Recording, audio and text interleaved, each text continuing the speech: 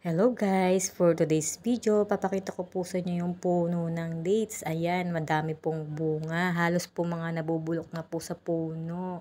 Ayan po, ang daming bunga. Kukuha po ako dyan para kumain ng bunga ng dates at nakakamiss na din pong kumain ng dates. Halos lahat po yan, mga nabubulok na po sa puno, mga naglalaglagan na po sa sobrang hinog. Ayan, kumuha po ako para tikman ang dates. Sobrang tamis po yan. Ang sarap pong kainin, yan. Parang nakakabusog po, ilang piraso lang yan, busog ka na, yan. Kumuha po ako ng isang piraso para tikman. Yan, ganyan po yung tamang-tama, ang sarap, ang tamis. Nakakasarap pong tikman ang ganyang dates, yung mga ganyang kulay.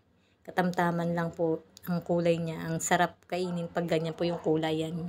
Yan, papakita po. Pag ganyan po yung kulay, yan, fresh at ang sarap ng kulay. Tama lang po yung tamis niya. Hindi po yung kulay itim na medyo itim-itim. Medyo hindi na po masarap.